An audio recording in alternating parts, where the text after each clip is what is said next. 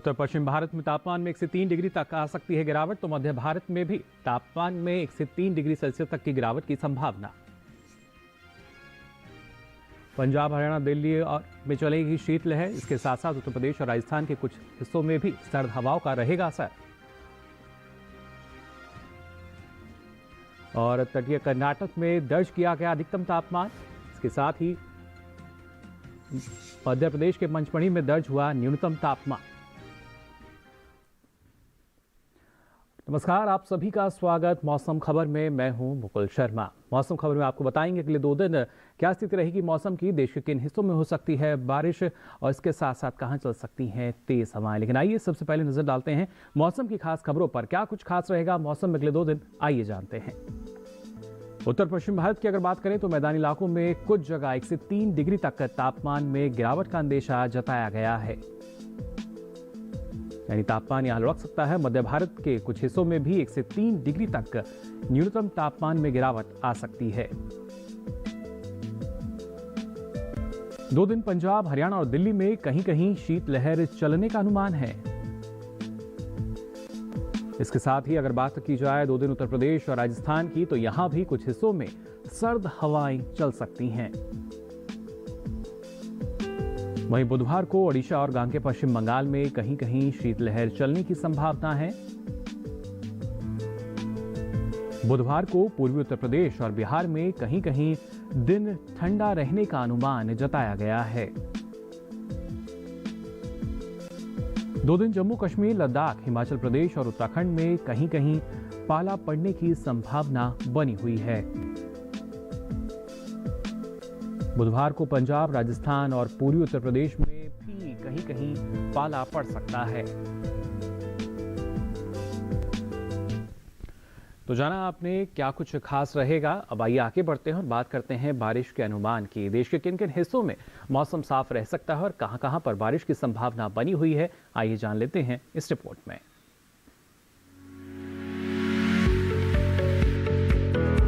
मौसम के हाल में सबसे पहले बात करते हैं उत्तर भारत के पहाड़ी इलाकों की। गुरुवार को जम्मू कश्मीर और लद्दाख में कहीं कहीं बारिश की संभावना है। वहीं अगले 2 दिन हिमाचल प्रदेश और उत्तराखंड में भी बारिश का अनुमान नहीं है। बुधवार और गुरुवार को पंजाब, हरियाणा और दिल्ली में बरसात के आसार नहीं है। साथ ही अगले 2 दिन पूर्वी और पश्चिमी उत्तर प्रदेश में भी बारिश का अनुमान नहीं है। बुधवार और गुरुवार को पूर्वी और पश्चिमी राजस्थान में बरसात के आसार नहीं है। वहीं 2 दिन पूर्वी भारत के गांगे पश्चिम बंगाल में बारिश का अनुमान नहीं है। बुधवार और गुरुवार को उप हिमालय पश्चिम बंगाल और सिक्किम में भी बारिश की संभावना नहीं है। 2 दिन असम और मेघालय में बरसात के आसार नहीं है। बुधवार और गुरुवार को अरुणाचल प्रदेश में बारिश का अनुमान नहीं है। वहीं 2 दिन नागालैंड, मणिपुर, मिजोरम और त्रिपुरा में बारिश की संभावना नहीं है। साथ ही अगले 2 दिन बिहार, झारखंड और ओडिशा में भी बरसात के आसार नहीं है। अगर मध्य भारत की बात करें तो बुधवार और गुरुवार को पूर्वी और पश्चिमी मध्य प्रदेश में बारिश की संभावना नहीं है। साथ ही 2 दिन छत्तीसगढ़ में भी बरसात के आसार नहीं है। वहीं बुधवार और गुरुवार को मध्य महाराष्ट्र में बारिश की संभावना नहीं है। वहीं 2 दिन मराठवाड़ा में बरसात का अनुमान नहीं है। साथ ही बुधवार और गुरुवार को कोंकण, गोवा में भी बारिश की संभावना नहीं है। दक्षिण भारत की बात करें तो बुधवार और गुरुवार को तटीय आंध्र प्रदेश में बरसात का अनुमान नहीं है। वहीं 2 दिन रायलसीमा में बरसात के आसार नहीं है। जबकि बुधवार और गुरुवार को तमिलनाडु और पुडुचेरी में कहीं कहीं बारिश की संभावना है। वहीं 2 दिन कर्नाटक के तटीय इलाकों में बरसात के आसार नहीं है। जबकि 2 दिन दक्षिणी कर्नाटक के भीतरी इलाकों में कहीं कहीं बारिश की संभावना बनी हुई है। साथ ही बुधवार और गुरुवार को केरल में इक्का दुक्का जगह बारिश का अंदेशा है। 2 दिन अंडमान और निकोबार द्वीप समूह में कहीं कहीं बारिश की संभावना है। बुधवार और गुरुवार को लक्षद्वीप के कई इलाकों में बारिश के आसार हैं। और आइए अब बुलेटिन में आगे बढ़ते हैं। आपको बताते हैं पिछले 24 घंटों के दौरान देश के किन हिस्सों में बारिश दर्ज की गई। सबसे पहले अगर बात की जाए जम्मू कश्मीर और लद्दाख की, तो आप देख सकते हैं कहीं कहीं यहाँ बारिश दर्ज की गई। इसके साथ ही अगर बात करें केरल और माहे की, तो यहाँ इक्का दुक्का जगह बारिश दर्ज हुई। साथ ही अंडमान और निकोबार द्वीप समूह में भी कहीं कहीं बादल बरसे। शीतलहर या सर्द हवाओं की अगर बात करें तो आप देख सकते हैं पंजाब में कई जगह सर्द हवाएं चली। इसके साथ ही पूर्वी उत्तर प्रदेश की अगर बात करें तो यहाँ पर इक्का दुक्का जगह शीतलहर दर्ज की गई। वहीं ओडिशा में भी कहीं कहीं सर्द हवाएं चली। तो गांगे पश्चिम बंगाल में भी कहीं कहीं शीतलहर दर्ज की गई। छत्तीसगढ़ में भी यही स्थिति रही। इसके साथ ही आप देख सकते हैं उत्तर प्रदेश में कुछ जगह दिन काफी ठंडा रहा। बिहार में भी इक्का दुक्का जगह दिन ठंडा रहा। पंजाब और हरियाणा के उच्च इलाकों की अगर बात करें तो यहाँ पर कोहरा दर्ज किया गया। दिल्ली और उत्तर प्रदेश में भी काफी कहीं कहीं घना कोहरा छाया रहा। इसके साथ ही बिहार में भी इक्का दुक्का जगह घना कोहरा छाया रहा। बात अगर करें त्रिपुरा की, तो यहाँ भी कहीं कहीं घना कोहरा छाया रहा। और आइए अब आगे बढ़ते हैं, बात करते हैं तापमान की स्थिति की। सबसे पहले जान लेते हैं अधिकतम तापमान का हाल। राजस्थान की अगर बात करें तो यहाँ पर कुछ जगह अधिकतम तापमान सामान्य के मुकाबले 1.5 से 3 डिग्री सेल्सियस अधिक दर्ज किया गया। तटीय कर्नाटक में भी कुछ जगह अधिकतम तापमान सामान्य के मुकाबले 1.5 से 3 डिग्री सेल्सियस अधिक रहा। साथ ही केरल के कुछ हिस्सों में भी अधिकतम तापमान सामान्य के मुकाबले 1.5 से 3 डिग्री सेल्सियस अधिक दर्ज किया गया। जबकि बात अगर की जाए बिहार की, तो यहाँ पर कई जगह अधिकतम तापमान सामान्य के मुकाबले 3 से 5 डिग्री सेल्सियस कम रहा। साथ ही पूर्वी उत्तर प्रदेश में भी कुछ जगह अधिकतम तापमान सामान्य के मुकाबले 3 से 5 डिग्री सेल्सियस कम दर्ज किया गया। वहीं उत्तराखंड के कुछ इलाकों में अधिकतम तापमान सामान्य के मुकाबले 1.5 से 3 डिग्री सेल्सियस कम दर्ज किया गया। साथ ही हरियाणा और दिल्ली में भी कुछ जगह अधिकतम तापमान सामान्य के मुकाबले 1.5 से 3 डिग्री सेल्सियस नीचे रहा। देश के मैदानी इलाकों में आपको बता दें, सबसे अधिक तापमान तटीय कर्नाटक के शिराली में दर्ज किया गया। यहाँ अधिकतम तापमान 35.1 डिग्री सेल्सियस रहा। और आइए अधिकतम तापमान के बाद नजर डालते हैं न्यूनतम तापमान की स्थिति पर। बात अगर करें राजस्थान की ही, तो यहाँ पर कुछ जगह न्यूनतम तापमान सामान्य के मुकाबले 1.5 से 3 डिग्री सेल्सियस अधिक रहा। पश्चिमी और पूर्वी राजस्थान का हाल आपने जाना। बात अगर करें अंडमान और निकोबार द्वीप समूह के, तो यहाँ पर कुछ जगह न्यूनतम तापमान सामान्य के मुकाबले 1.5 से 3 डिग्री सेल्सियस अधिक दर्ज हुआ। इसके साथ साथ तमिलनाडु और पुडुचेरी में भी कहीं कहीं न्यूनतम तापमान सामान्य के मुकाबले 1.5 से 3 डिग्री सेल्सियस अधिक दर्ज किया गया। जबकि ओडिशा में इक्का दुक्का जगह न्यूनतम तापमान सामान्य के मुकाबले 5 डिग्री सेल्सियस नीचे दर्ज हुआ। तेलंगाना की अगर बात करें तो यहाँ भी कहीं कहीं न्यूनतम तापमान सामान्य के मुकाबले 5 डिग्री सेल्सियस कम यानी नीचे दर्ज किया गया। विदर्भ में कई जगह न्यूनतम तापमान सामान्य के मुकाबले 3 से 5 डिग्री सेल्सियस कम दर्ज हुआ। हरियाणा और दिल्ली की अगर बात करें तो कई स्थानों पर न्यूनतम तापमान सामान्य के मुकाबले 1.5 से 3 डिग्री सेल्सियस कम दर्ज किया गया। इस बीच देश में सबसे कम तापमान पश्चिम मध्य प्रदेश के पंचमढ़ी में रहा। यहाँ न्यूनतम तापमान 3.3 डिग्री सेल्सियस दर्ज हुआ।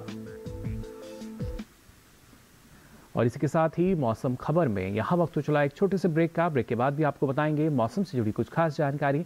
आप बने रहिए दूरदर्शन किसान पर।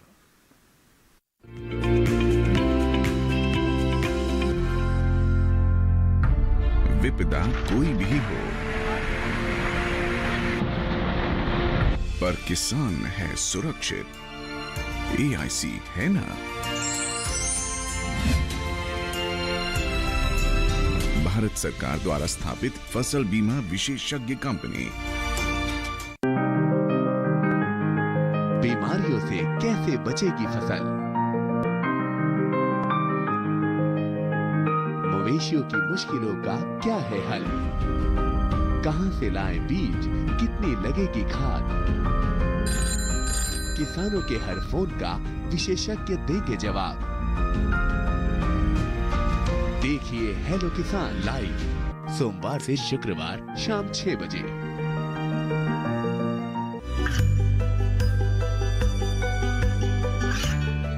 गांवों और पिछड़े क्षेत्रों में सरकारी योजनाओं की जानकारी पहुंचा। देश में कौशल और क्षमता विकास कर ग्रामीणों को सामाजिक बदलाव और विकास से जोड़ने की दूरदर्शन किसान की पहल चौपाल चर्चा देखें सोमवार से शुक्रवार सुबह 9 बजे।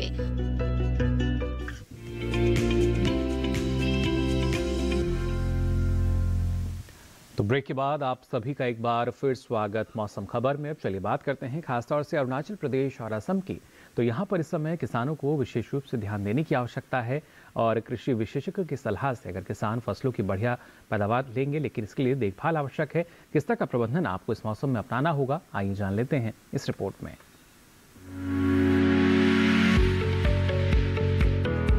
अरुणाचल प्रदेश में धान की तैयार फसलों की कटाई करें। धान के खेत से पानी की निकासी की उचित व्यवस्था करते रहें। साथ ही सरसों में सिंचाई कर लें। किसान मूंग की कटाई कर सकते हैं। इस समय आलू में कीट लगने का अंदेशा है।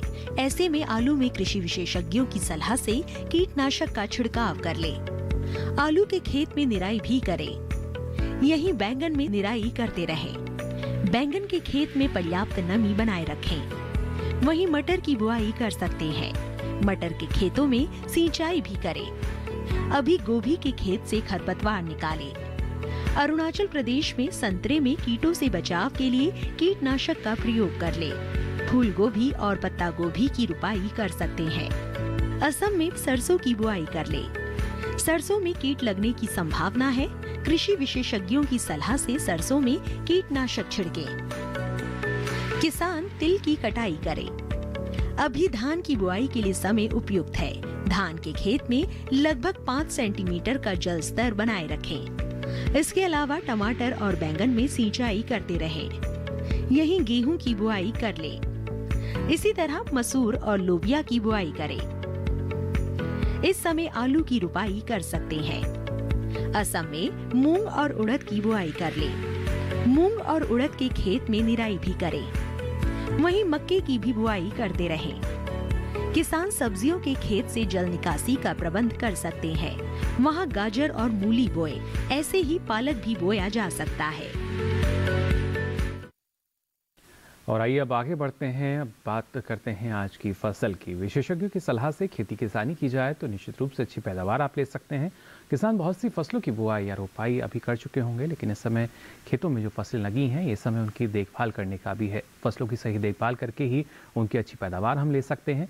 फूलगोभी की फसल भी इस समय खेतों में लगी हुई है। फूलगोभी की देखभाल आपको कैसे करनी होगी अच्छी उपज के लिए, आइए जान लेते हैं इस रिपोर्ट में। इस समय खेतों में फूलगोभी की फसल लगी हुई है। फूलगोभी की रुपाई नवंबर में की जा चुकी है। इस वक्त इसकी बढ़वार हो रही है। ऐसे में फूलगोभी की फसल की देखरेख करना काफी जरूरी है। फसल में अक्सर खरपतवार हो जाती है। फसल में खरपतवार की अधिकता होने से पौधे की बढ़वार पर असर पड़ता है। पौध की बढ़वार सही से नहीं होती, इसलिए खेतों में समय समय पर निराई गुड़ाई करते रहें। फूल गोभी में इस समय चेम्पा लगने की संभावना रहती है। इस मौसम में फसल में चेम्पा लगने की आशंका काफी बढ़ जाती है। इस समय फूल गोभी में सूंडी लगने का भी खतरा रहता है। सूंडी लगने से पत्तों में छेद हो जाते हैं। मिट्टी में सूक्ष्म तत्वों की कमी होने पर फूल फटने लगता है और तना भी खोखला रह जाता है। किसी भी तरह की दवा का छिड़काव करने से पहले कृषि विशेषज्ञों की सलाह जरूर लें। आप अपने नजदीकी कृषि विज्ञान केंद्र से भी सहायता ले सकते हैं। फूल गोभी को पाले से नुकसान होने का खतरा नहीं होता। फूल गोभी की फसल में 10 से 15 दिनों के अंतराल पर फसल की जरूरत के हिसाब से सिंचाई करते रहें।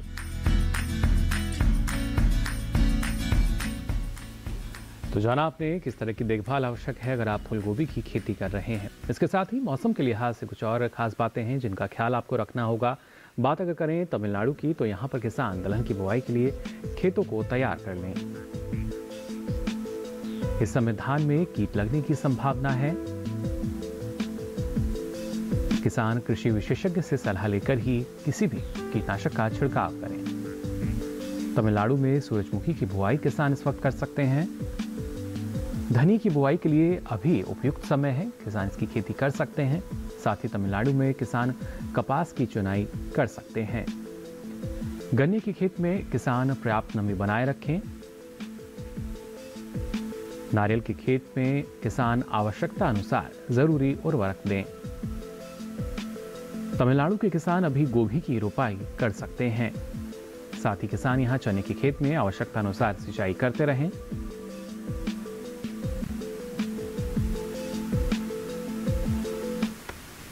तो जाना आपने किन बातों का ख्याल आपको रखना होगा। इसी के साथ ही मौसम खबर में वक्त हो चला एक और छोटे से ब्रेक का। ब्रेक के बाद भी आपको बताएंगे मौसम से जुड़ी कुछ खास जानकारी। आप बने रहिए दूरदर्शन किसान पर।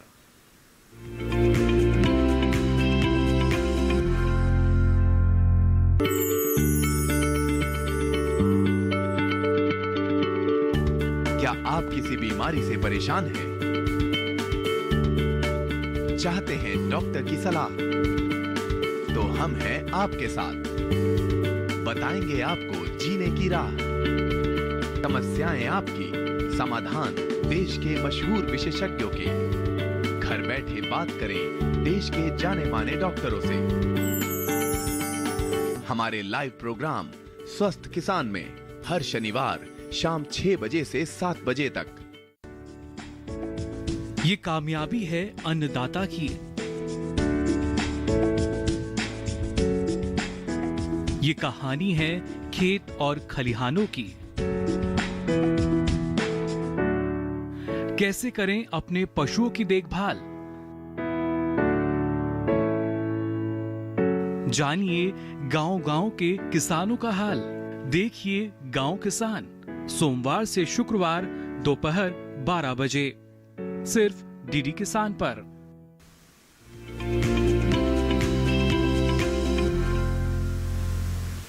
ब्रेक के बाद आप सभी का एक बार फिर स्वागत मौसम खबर में। चलिए आपको बताते हैं मौसम के लिहाज से और किन बातों का ख्याल आपको रखना होगा।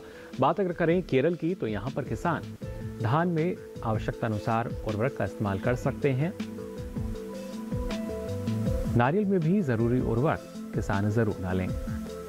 केरल में किसान केले की रोपाई इस वक्त कर लें। साथ ही किसान केले में निराई भी करते रहें। इसके अलावा केले में जरूरी उर्वरक का भी प्रयोग करें। केरल के किसान रबड़ के खेत से घास फूस निकाल लें। साथ ही किसान यहां रबड़ की रोपाई भी कर सकते हैं। इसके साथ ही रबड़ में जरूरी उर्वरक का इस्तेमाल करें। केरल में सुपारी की तुड़ाई किसान इस वक्त कर लें। सुपारी के खेत से खरपतवार जरूर निकालें।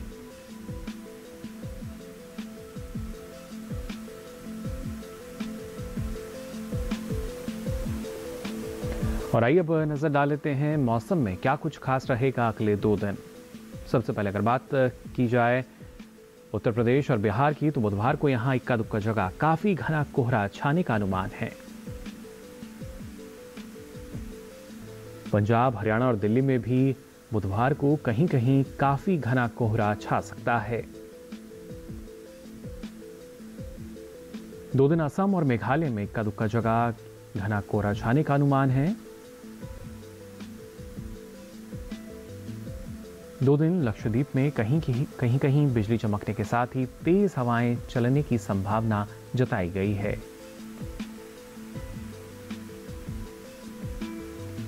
बुधवार को तमिलनाडु और पुडुचेरी में कहीं कहीं तेज हवाएं चलने की संभावना है। साथ ही दक्षिण पूर्वी अरब सागर की अगर बात करें तो बुधवार को यहां पर तेज हवाएं चलने के आसार हैं। आपको बता दें हवा की रफ्तार इस दौरान 45 से 65 किलोमीटर प्रति घंटे की रह सकती है। मौसम विभाग ने मछुआरों को फिलहाल समुद्र में ना जाने की सलाह जारी की है। और आइए अब चलते चलते नजर डालते हैं देश के प्रमुख शहरों के तापमान पर।